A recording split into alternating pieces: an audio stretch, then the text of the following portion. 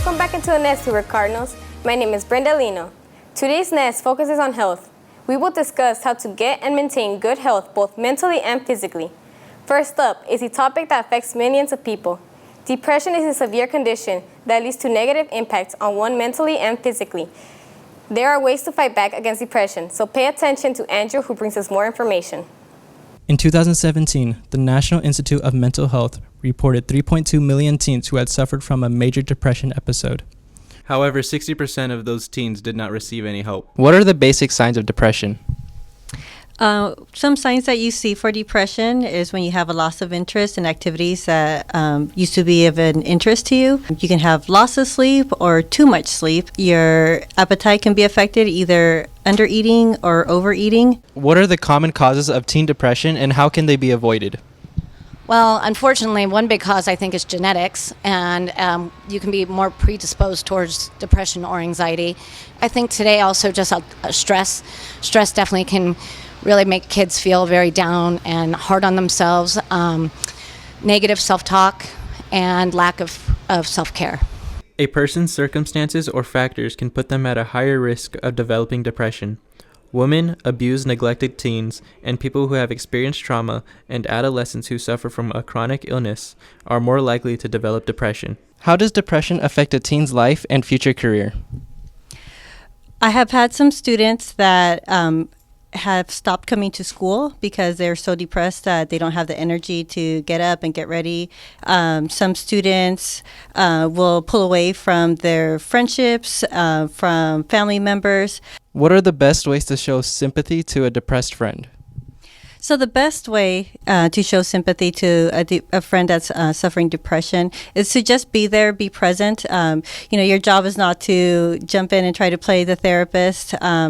Just listen to the concerns that they're expressing. From ages 15 to 24, suicide is the third leading cause of death. If a friend is having any suicidal thoughts, refer them to a trusted adult to receive help. What are some resources for someone dealing with depression? So, being that we're on the Hoover campus, we actually have a wealth of services that are available. We have a lot of caring teachers on our campus that you can reach out to. We have an excellent counseling staff. Our Hoover Health Center is staffed with a very resourceful school nurse. We have a school social worker, and then we also actually have therapists. So there are many sources that are available here on campus. If you don't feel like you have someone at home that you can talk to, please reach out to one of the adults here on campus. Teen depression is becoming more prevalent in society today. If you have depression or feel depressed, you can text HOME to 741-741 to receive free help via text. Following up is social media and how it can affect people's behavior. People tend to allow social media to manipulate their life. So join me on discovering how much social media impacts your life and finding ways to prevent it from happening to you. With technology these days, many of us are addicted to our phones and mostly to social media, which, believe it or not, can have a big impact on one individually. Nomophobia is an issue in our generation. For those people that don't know what nomophobia is, it stands for no mobile phone phobia. According to a study in Psychology Today by Tim Elders, 2 out of 3 people sleep with their phones next to them, and it affects about 65% of the population. How can you prevent nomophobia?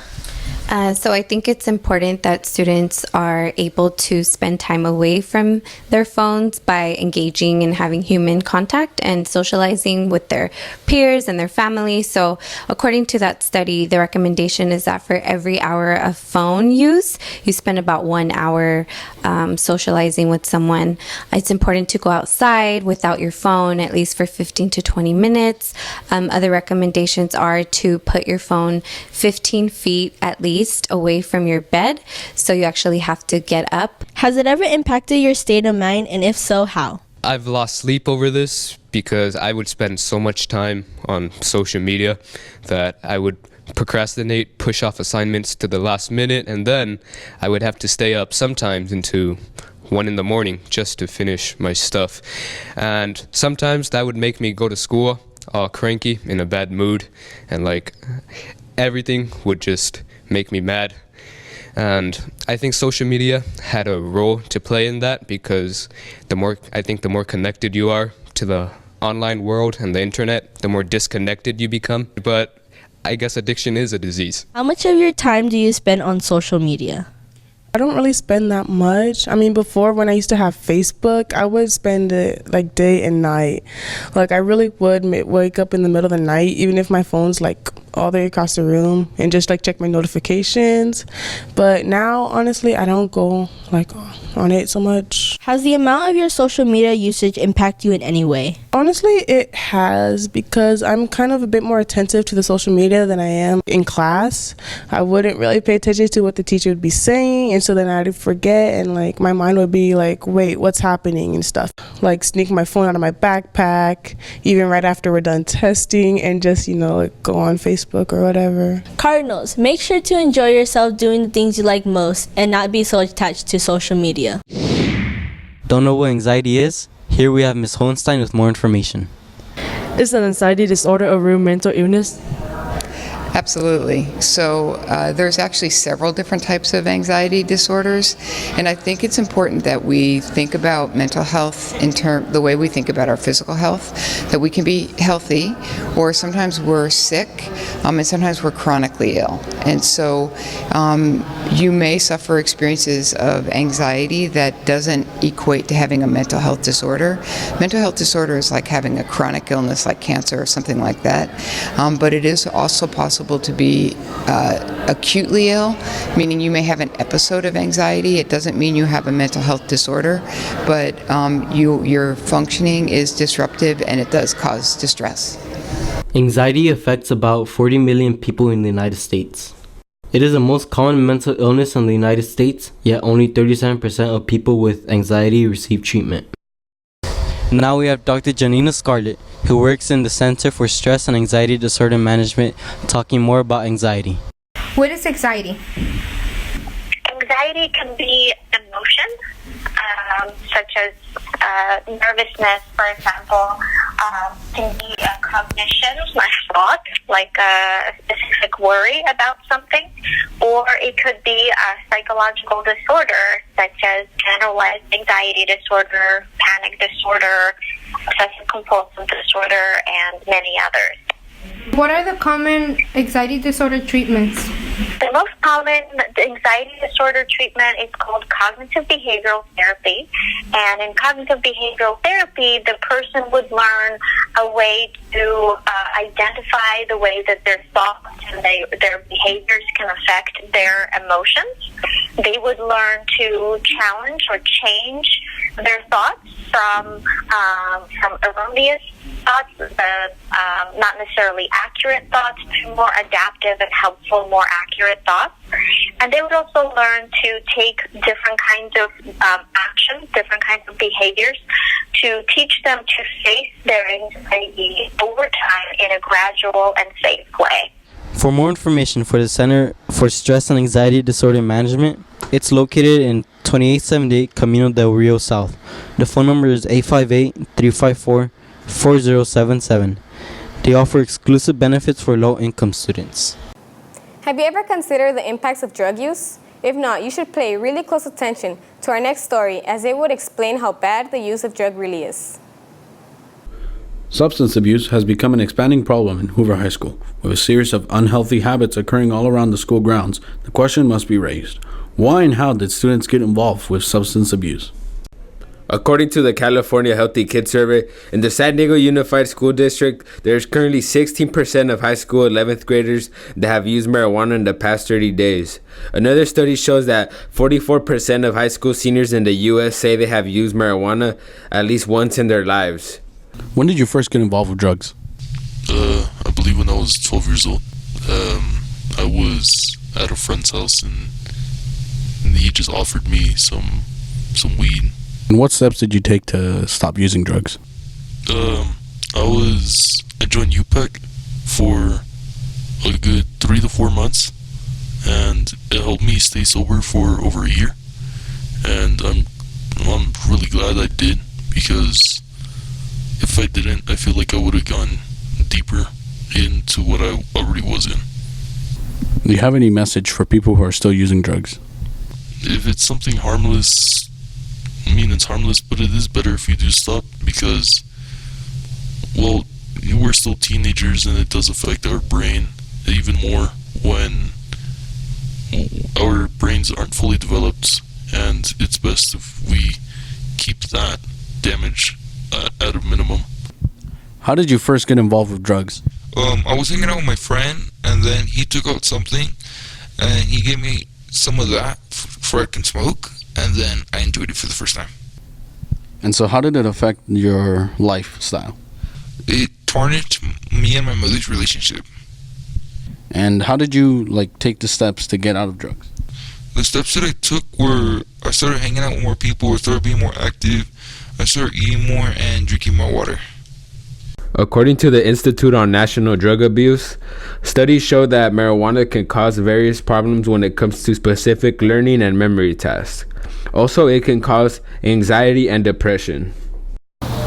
We've seen the effects that peer pressure can have on students and just how these drugs can affect their lifestyles. However, we don't know the true extent of what drugs can change these students and how much of them are being changed.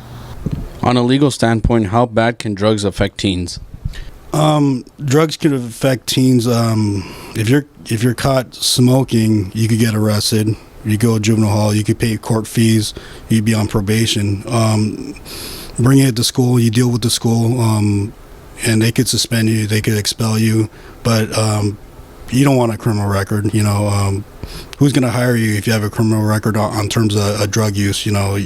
School-wise looks at that, military-wise looks at that, and just anywhere you're applying, so it could affect you negatively.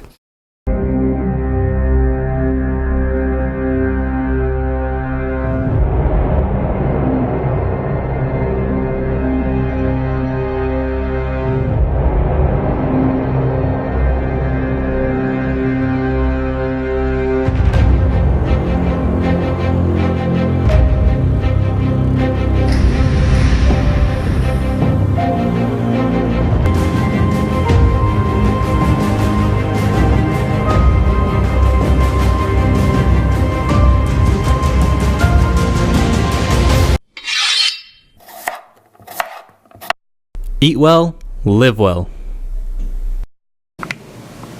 I'm getting too much work in my classes.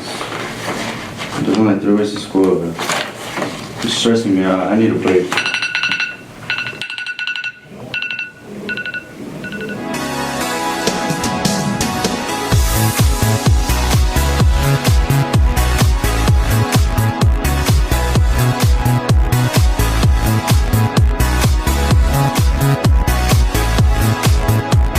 Take care of yourself, love yourself. Look, Jordani's in San Francisco. Wow, I wish I could travel like that. Yordani is seen taking pictures at the Golden Gate Bridge. However, what you see on social media might seem true, but in reality, don't believe everything you see on any social media platform. If you're always trying to be normal, you will never know how amazing you can be. Maya Angelou.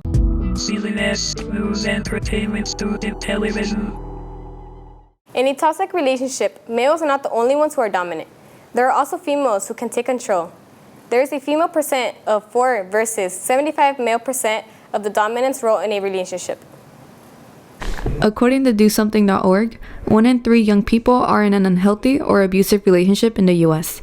There are many types of unhealthy relationships students can be in, for example, abusive, easy jealousy, controlling, always arguing, and many more.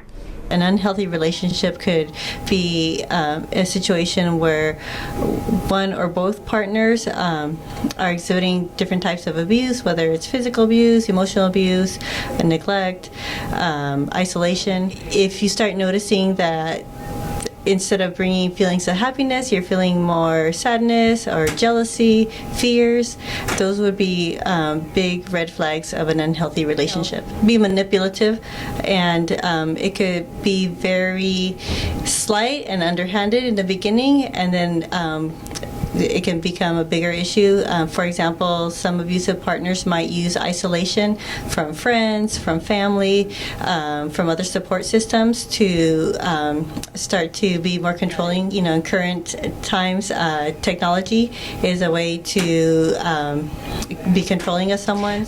Monitoring that use or checking all their messages, that could be another sign of an unhealthy relationship. There are students here at Hoover who have experienced any type of an abusive relationship. As an example of this, we interviewed 2 students who realized and got out of it. I guess when I started putting his needs before mine, and it was more of a one-sided love, and every day I'd like feel stressed out and I felt suffocated, and things were not the same. He was more aggressive. It was always his way or no other thing. He was a lot more manipulative, and he always said like the reason why things were going the way they were was because of my fault. When it happens to you, you realize that like you're kind of trapped, and then it's kind of hard to get out. It's like living with someone who's always being two-faced and saying one thing and saying another. It's very confusing, and it's a lot of anxiety and like kind of fear at some point. So she was sincere and nice, but like 2 months later into the relationship, she started being more controlling of who I talk to, who I hang out with, and how I spend my time. So she would basically make me talk to only guys, and if I would talk to girls, she'd get mad and basically blame me for her anger. I tried getting out of it multiple times. She wouldn't let me break up with her, and I eventually broke up with her by text, because that was the only reason where I wouldn't be with her face to face. And when I did try breaking up with her, she wouldn't let me. She'd cry and act like if the world was gonna end. Seek for help if you're in the same situation. Psychologists at Hoover are there to help and listen to you. Ms. Cindy is in the health center, and there are psychologists in the main office as well. You can also visit the website joinonelove.org by going to the bottom of the main page under the title Get Help. Click on My Plan app, which is an app for getting people in contact with a professional to help find a way of getting out of an unhealthy relationship. There are a lot of things you can do to take care of yourself, such as eating well, treat yourself, and even finding your creativity. With this being said, this brings us our last story, which is self-care. This tells you the ways on how you can take care of yourself and feel good about doing it. Self-care is any activity we do deliberately in order to take care of our physical, emotional, and mental health. As it's simple in concept, we often overlook it. It is estimated that approximately 10% of teenagers and 40% of adults suffer from an anxiety disorder or stress of some kind. Bad self-care can be reflected in these ways, as it does affect someone physically, emotionally, and mentally. Students that are not doing the best job that they can with taking care of themselves, you'll notice in class that they might be the students that are falling asleep or having a difficult time paying attention. It can impact your mood. You can find yourself just having like really short patience, or just being maybe snippy with the loved ones that you have in your life, and then just not being able to be as productive as you could be. Good self-care has its benefits. The benefits, you just feel better. You're more awake, you're more alert in class, your stress level goes down, which makes you able to concentrate more in class. You just feel better. Fortunately, there are many things you could do to engage in self-care on your own. Little things like keeping good hygiene, staying hydrated, as well as other tips can improve your health drastically. Self-care isn't a selfish act either. It's about knowing and considering what we need to improve, as it also affects others.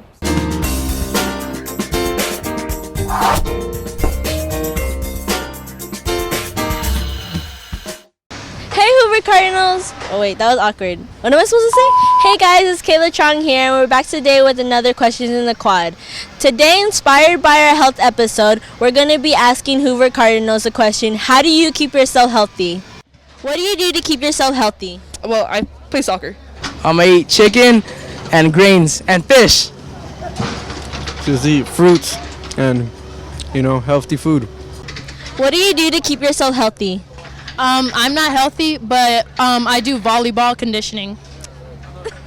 Well, honestly, I drink water with every meal, and I make sure to eat salad, vegetables, fruits, and I work out.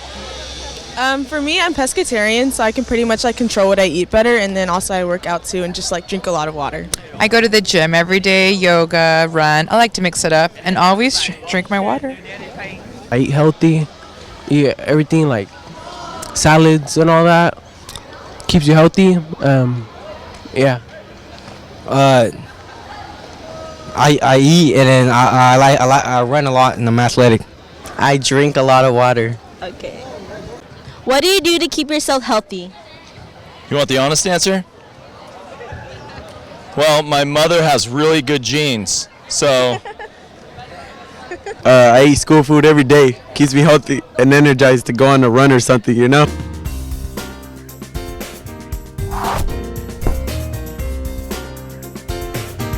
Hello Cardinals, welcome back to today's Hidden Treasure. Today's Hidden Treasure will be Lake Mary Reservoir, located on 5540 Keough Drive, La Mesa, California.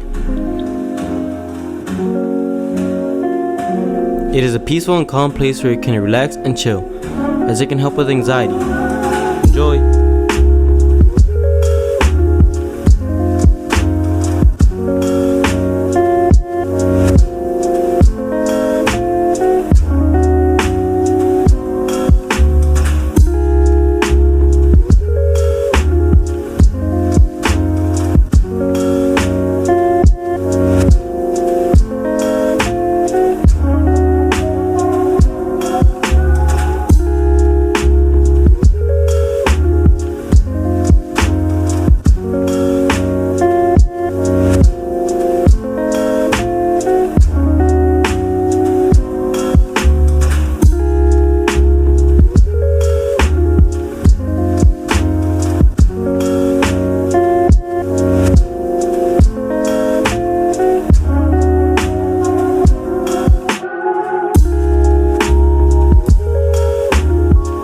This is our hidden treasure. Remember, Cardinals, stay relaxed. That's it for this week's Nest. Thanks for watching, and remember, Cardinals, Wednesdays are awesome.